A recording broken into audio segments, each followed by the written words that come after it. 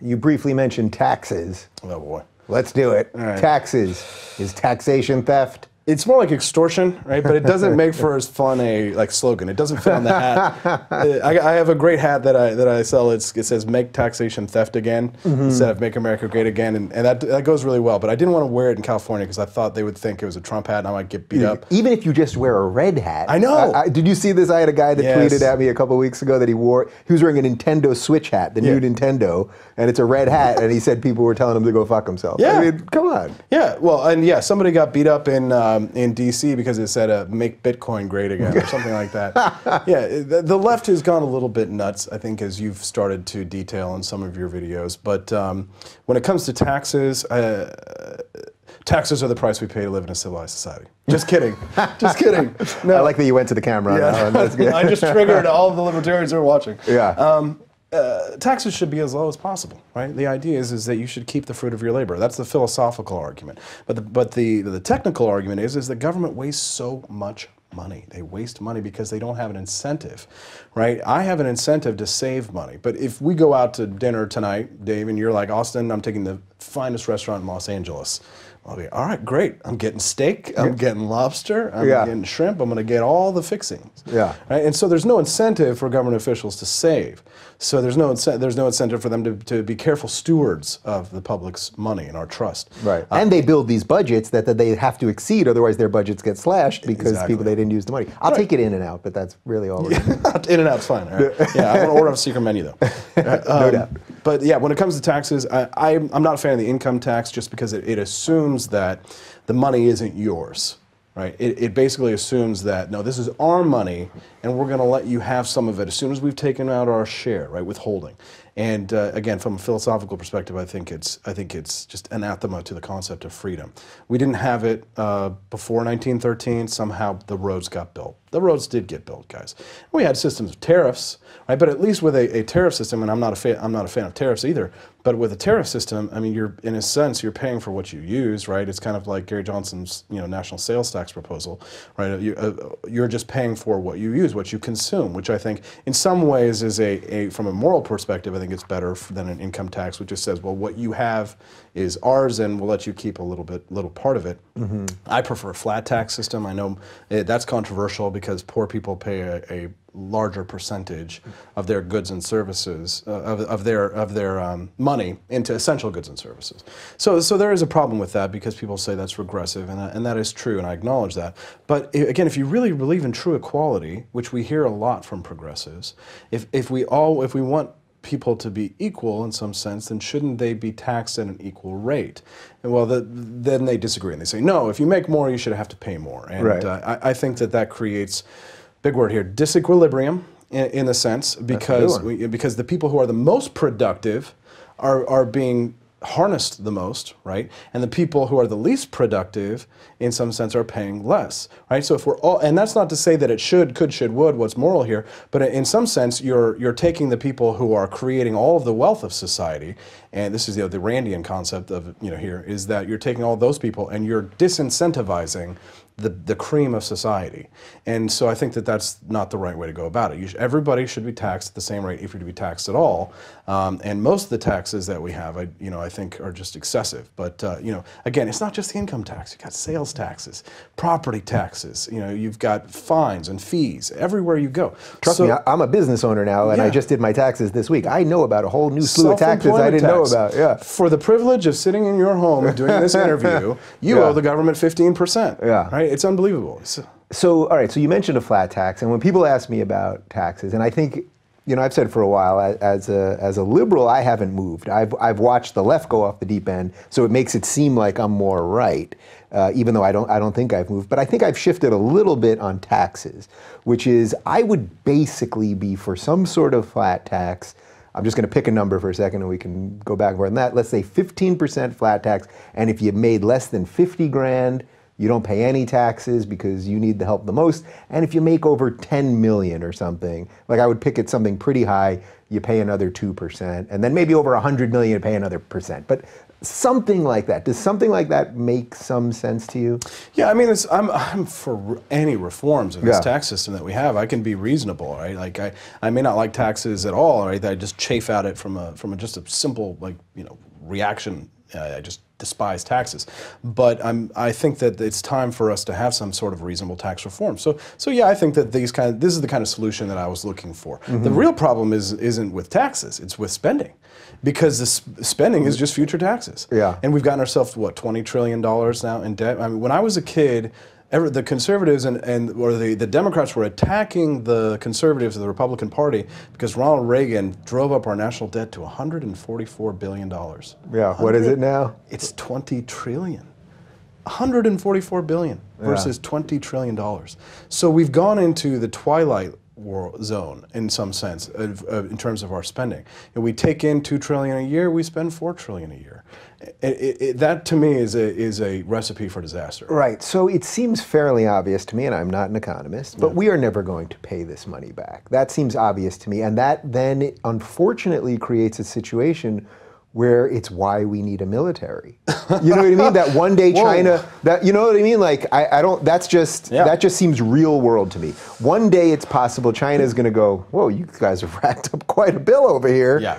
What are we going to do about that? And then unfortunately, we know we're not going to pay it back because we don't have the money. Right. And that's how you end up in another war. So in a bizarre way, debt brings war, I think. Perhaps. I mean, the United States has defaulted before, and it didn't go to war. I mean, we had the Bretton Woods crisis, of course, that we had, where we finally closed the gold window, where no longer could you trade dollars for gold internationally, and then we did it nationally, and in many ways this is a default, because in some sense you're destroying the savings of people who had money backed to buy gold, and so these are defaults in a sense, and it didn't cause war, but I mean our creditors overseas who wanted to be able to exchange their dollars for gold, they didn't attack us. So I don't know that it would necessarily lead to war, but if we had a default in some sense. But here's the thing. I mean, it's only $20 trillion, right? It's not $100 trillion. Right. In the United States economy, we put out $2 trillion a year, $2 trillion a year. It wouldn't take that long for us to pay it off if we would cut spending. So it's not that it's not feasible to cut taxes, because I think everybody wants to cut taxes. Everybody, if you ask them, it would say, can I pay a lower tax for the sandwich? Yeah, everybody. Well, everyone says they'd like to cut them for themselves. Yes. But there's plenty of people that would say, I'd like them to be higher for other people. Sure. But if we could get some sort of broad-based tax reform, let's say we do, it's not going to solve the problem, because again, any spending is just a future tax increase. But if we could cut spending, and there are some proposals that have been put out, and I put one out in my presidential campaign, we called it the penny plan, where rather than try and kill Elmo, or some special interest, right? You just make everybody take a haircut from the top, right? It was called the penny plan because you'd cut 1 penny out of every federal dollar across the board, right? And then you would put in a cap, a spending cap, so like 15% of GDP, right? So that you wouldn't spend yourself into oblivion in the future. But I think that if you just give everybody a little haircut across the top, and then you continue to do that every year, those savings start to add up. And I think that that's a reasonable way to do it, rather than inflame the passions of the people who love PBS or the National Park Service and things like that. If everybody has to take the same haircut, just like if we're all taxed the same rate, I mean, that's really equality in a sense. But it's not necessarily politically feasible. But new ideas, got to get them out there. Yeah, so that's interesting, and that's actually consistent with what you said earlier about sort of incremental things. Or how you would change things without burning down the system. So in this case, you're not taking Big Bird out to the shed and shooting him. But I would get a lot more Facebook fans if I said that, and I would be a lot more popular, because right now it's we could get in the media, but I'll just tell you, it's so polarized right now that if you're not with us, you're against us. If you're not a feminist, you're a bigot. If you're not a conservative, then you're a stupid libtard. And it's difficult to be. I'm not a moderate, right? I'm a radical compared to my nations. But, but in the political world of today, I mean, I think I bore people because I come up with such simple solutions and say, okay, this is a path towards towards what we really want. And progressives can get on board some of these things, right? Gay marriage, liberals, Democrats can get on board this. People who even like Hillary or Bernie can get on this, and people who like Gary or whatever. There are all sorts of solutions that I think has a broad base of support amongst the American people. But the people who control our politics right now, on left and right, are so toxic that they poison the well. And that's why Obamacare wasn't overturned, not because the House Freedom radicals were in there, but because the people who were in the establishment were slapping it together. And they, I mean, in some sense, they were the radicals because they were doubling down on Obamacare in many ways. And then they start to demonize the opposition within their own party. And the Democrats are just loving it. But the Democrats have their own problems too. Right. All right. So let's throw away some easy ones. So medical marijuana and legalizing marijuana altogether. No problem? Sure, but the problem with legalizing it is that you got to pay taxes. So I mean, I guess decriminalizing is what the anarchists want. But yeah, I'll take legalization over nothing. All right, we'll throw that one away. Gay marriage, not a problem, right? Two people want to do what they want, no problem. Can I talk about that for just a second? Sure. Let me just say that I was just trying to give you some easy ones. No, I love it. But I'm so happy whenever anybody finds love. And it's just not said enough by people. It's like, what the hell business is it if somebody else is happy that the government should get involved in a contract between two consenting adults? Yeah. I just I never understood. I've seen on some level where some people, they find disgust with it. I just never felt that way, right? And I have just way too many gay friends and family members that I've grown up around that I love like crazy, and I want them to be happy. And so, yeah, when it comes to gay marriage, it's not a gay marriage question. It's does the state have a prevailing interest in telling people that they can't sign a contract? And that's how I feel about it. Yeah, and that's why I've used that one as such a consistent example of where liberals and libertarians can get together. So you may be a liberal who just feels that this is the right thing to do and the liberal thing to do, and you may be a libertarian, even though you said nice things about gay people and whatever, but you may just be a libertarian who says, I just don't want the government involved. And guess what? You're not like this now. Conservatives in Alabama are pushing a bill to get the state out of marriage. Now they're doing it because they're absolutely tired of the government stepping in and saying, well, we're forcing you to recognize gay marriages, right? And so we may actually get a consensus on this because the conservatives are so tired of losing these culture wars, and well, the Democrats love winning, but I think that if we could get a consensus for it, unfortunately now because of the Obergefell case, which I still support, but because of the Obergefell case, it's now a federal issue, right? It's like abortion. Right. We just can't go back to a state-based solution on this. But if we can get people to accept an idea first, then we can start talking about putting it into action. Yeah, and I suspect, as with abortion, it's going to just stay the way it is, and I don't think they'll flip it, but that remains to be seen. All right, so I gave you two basically easy ones. Now we'll do two tougher ones that we've sort of touched on here. So Second Amendment. So obviously I know you are a strong supporter of the Second Amendment. Are there any regulations that we should have on guns?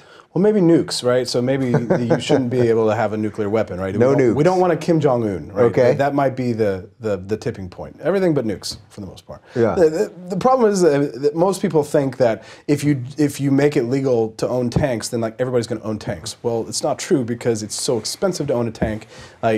You can't even drive it down 10 feet without the insane gasoline bill that it would take, and it's also probably illegal to drive that on the road too. So you don't have to worry that people are going to suddenly come out with tanks.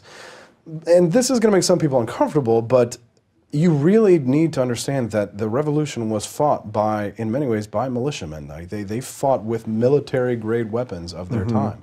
And so I worry about disarming the citizenry one day. I mean, liberals are now arming up, by the way. Right, this is the ultimate irony. Now the liberals all are talking about limits on executive power because Trump is in power, and all of their screams of misogynist and racist, and so now they're like, well, maybe we need to do something about it one day. They're talking about states' rights because of sanctuary cities. I mean, everything's upside down now. Right, and so there is some irony there in that. But hey, if they agree with me, great. I saw that some liberals were out doing a gun march the other day, but then when we looked closer, they were carrying airsoft. You guys might want to get some actual guns, but strong, firm support of the Second Amendment. It says arms for a reason, right? So it's a bit, obtuse The idea is that, the arms, the definition of that would change.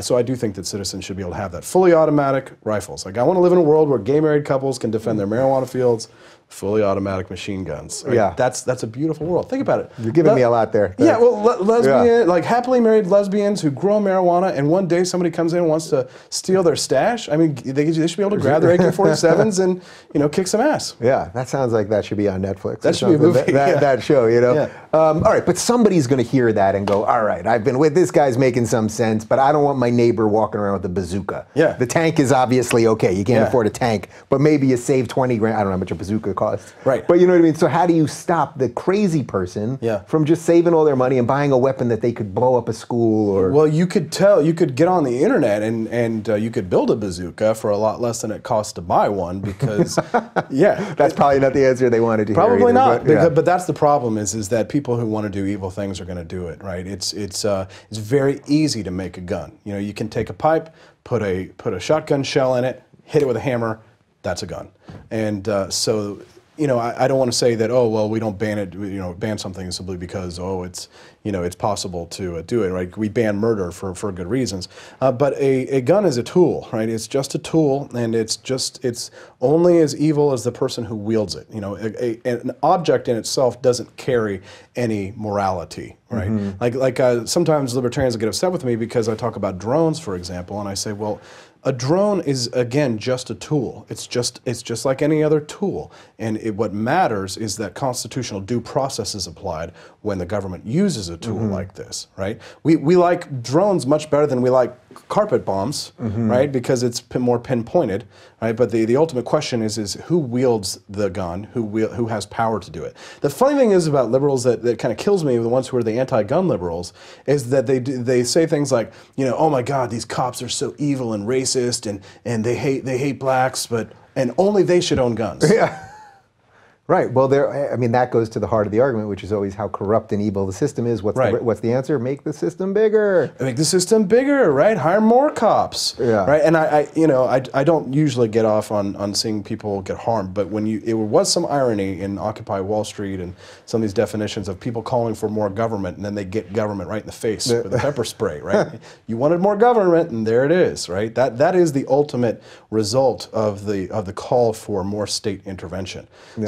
So there is some irony there when you see a leftist get bashed over the head by the police truncheon. That's essentially what they're calling for when they say we need more regulations, we need higher taxes. That's the state, because as Mao Zedong said, all political power flows from the barrel of a gun, and so you have to be careful about the use of power, because it's fire, it's force, it's not reason. Yeah, abortion. Let's go. Oh boy. So I had a flip on this, way before I ever thought about running for office, and because I'm a secularist, right? I believe in empirical study and data and science and things like that. So I didn't have some sort of some divine intervention that said, oh, Austin, you need to believe this, right? So, but when I started to listen to some of the secular pro-lifers' arguments on this, I was convinced. People like Christopher Hitchens, and even Bill Maher has said at some points, expressed some sympathy towards the unborn child, and so. The question in my mind is it a life? Is it a human life? I think the answer to that question is yes. And then it gets down to the question of, well, when does life begin? Well, can I be intellectually honest and say I don't know because I'm not a scientist and that I don't know everything? But if I'm to make a mistake, I would probably think it would be the moral question is, should you err on the side of life? So I think that, yes, we should err on the side of life.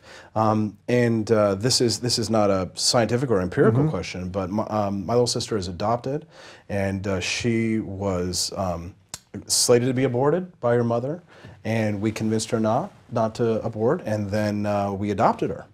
And so I think to myself, wow, I'm so glad that she's alive. And then I think about all the people who want children for adoptions. Because while we were going through the adoption process, I was like 11 years old, but I was learning about the adoption process and studying it. And I realized how many parents just really want children. So I think that abortion for a convenience is a problem morally, I think it's a problem because I think that if you really want to live in a moral society, we should encourage people to adopt. It's not to say, oh, you conservatives or pro-life libertarians only care about a baby once it's born, right? But that's not true because my family adopted, right? I know many parents who are dying to adopt children. I'd like to have kids one day, and if I can't have kids, I'm going to adopt. Yeah. So I think that, again, with knowing that this isn't a perfect world and that we're never going to be able to just completely ban it, right, like Venezuela tries to do, that I think that we can probably agree that abortion isn't a good thing. Some people think it's a good thing. Right. But It's fetishized in a bizarre way. In some way it certain is, people, right. yeah. But I think most people don't think it's a good thing. Otherwise, why is the stigma or the shame attached to it? But I think that if that's true, I think science is going to come up with new ways for us to save the kids of the life of children, earlier and earlier. Perhaps there are going to be some options there. I know a lot of Catholic charities that would spend millions of dollars to see technology like that come to the light of day. So I think that looking to the future, that abortion is probably going to become less of a problem, especially because birth control is becoming so much more available. And when it comes to the law, the first things that I always like to do when it comes to policy, try and find the most non-coercive way to reduce the amount of abortions. The number one simplest way that makes some people very upset still is to just legalize birth control over the counter. Mm-hmm. And that comes part and parcel with ending the war on drugs. And so there's some institutional challenges there.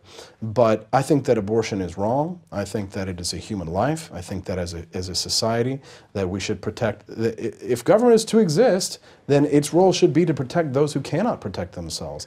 And I think that should include the unborn.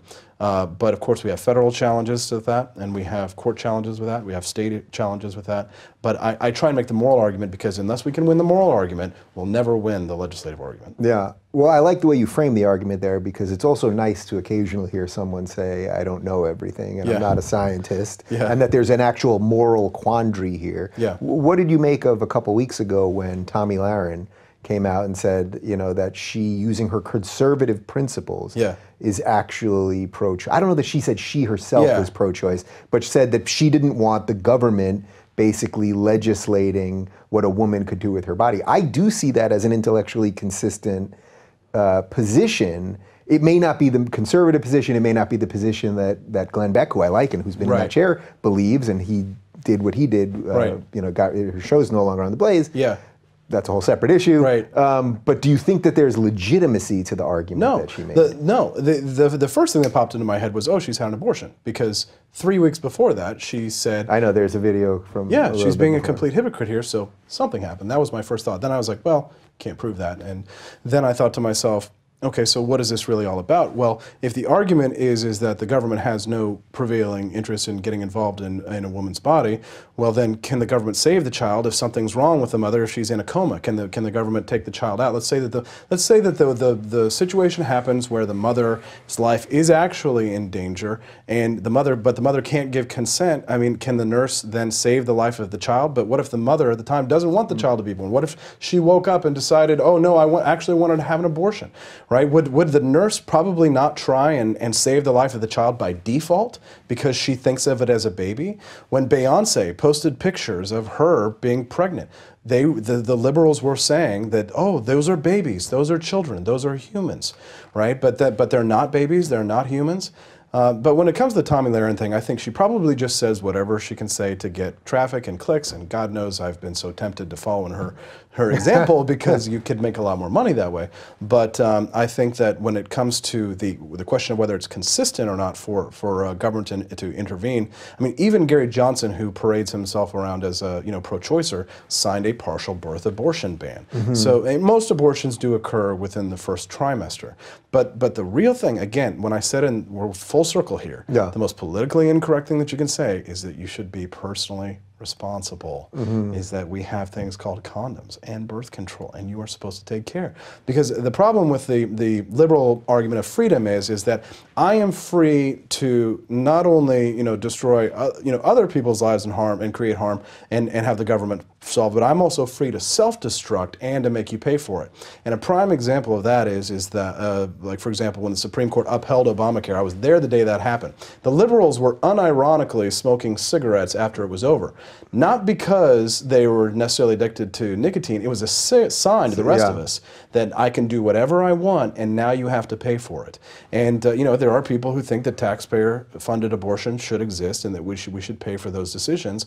But when it comes down to it, if it is killing a child, if it is killing a human child, well, shouldn't you be personally responsible? Shouldn't you have been careful beforehand? And then, you've got the questions of rape and all these other things that come into it, which is always like, we like to take tiny exceptions to rules and then blow them out and conflate them to the rules. But again, I don't know everything. And government cannot possibly legislate from Washington, D.C. all of these problems, which is why I think it should be a state issue.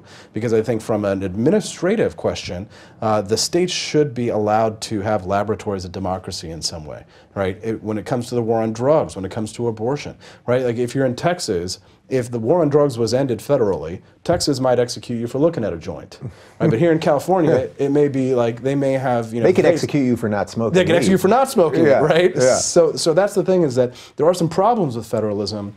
But I think when it comes to issues, especially of life and death, that those things are better handled to the smaller, the tighter knit the community, so that so that the negative externalities aren't projected on the rest of us. Because I certainly don't think I should be funding abortions, right? I think that if I think it's a crime, then I certainly should not be taxed to do that. Yeah, it's just such a place where there's so much richness for conversation, where we can find people that are perfectly moral and just view things a little bit differently. Because I do get the Tommy argument there of keeping the government out of it, and I personally am pro-choice, but I find no great pleasure in it at all, and I have all sorts of issues with later term abortions and stuff like that. But this is one of those ones that it's just. I think, but we make a mistake if we look to Tommy for intellectual stimulation. Right? Be that as it may, and I hope she'll be here so that I can ask her about that. All right, last question, and I already told you what it was. So 2020, we doing this? No, I don't like running for office. I really despise it, and as a libertarian, I really like my personal life. Now, I have looked at, people have said, Austin, go run for lower office. And so I have looked at potentially running in Missouri for a Senate seat. I've still got about 2 or 3 months before I have to decide something like that. But maybe, I ran for president because of the timing and because I thought that there just weren't that many good people who represented my beliefs. And so I didn't run last year just because I wanted to be the king of the United States. I ran because I thought that Donald and Hillary were so distasteful and Gary was not the strongest candidate that maybe I would look good by default and could get our ideas out there. And so I think in some ways, I didn't win the presidency, but in many ways I won the argument in a lot of ways, looking retrospectively, because a lot more people are now interested in libertarian ideas, which is one of my goals.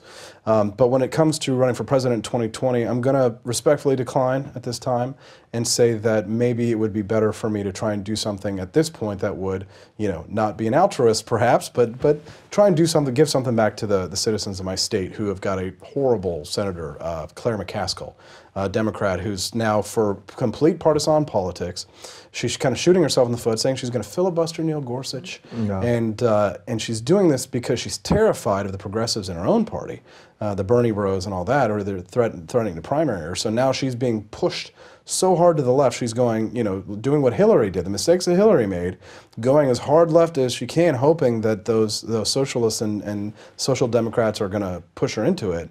But if I think that there is an opening there to maybe run for Senate in Missouri, then I might pursue that. But God, I don't know. I see what's happening to Trump on a daily basis, and I don't really have that much of a lust for power. So at this point, which is the inherent problem with all of this, that good, principled people simply don't want to be part of this game anymore. So you're left with Yeah. Well, it destroys you, right? So it's, every little personal thing that you've ever said, right? Every joke, every off-color joke that you've ever made is suddenly used to demonize you. I mean, I thought I was a good person until last year. I thought I was. I didn't realize that I was a sexist, misogynist, and all of these things. And, but then, when you look at it, it's like, the truth is, who is fit to rule, right? Yeah. Nobody's really fit to rule over all of us. And the power, it has so much power. I mean, I just, at this point, I'm going to say, I don't really have an interest in running. All right, well, you put it on the record, so now if you do end up running for whatever reason, you're going to be considered a flip-flopper. Sure, but they always do that, too. Right? Like, everybody, like Donald Trump said, no, I'm not going to run for president, and then he runs for president, right? It always does. But, on the minuscule chance that, that I feel like I'm called to public service, which is what it should be, then maybe there's an opportunity. But at this point, I've got a lot of other things that I really need to focus on. My own personal life, like maybe have kids someday, right? Yeah. All right, well, as I told you before we started, people email me every day asking if I'm going to do it. I don't want to run for president, but if I do, would you at least help me before the debates? Because you know your shit. Yeah. Yeah, what is Aleppo? You know what Aleppo is? I know what Aleppo is. You know what Aleppo is? That's like half of it right there. Would you make them bake the cake? No, I would not make them bake the cake. See, we haven't gotten to this. Okay, let's go. Quick. All right, real quick. We're going to do this for our bonus segment after. We'll do the cake thing because people know my feelings about the cake. All right. Well, I've thoroughly enjoyed this. And for more on Austin, follow him on Facebook.com/producer Petersen, SEN.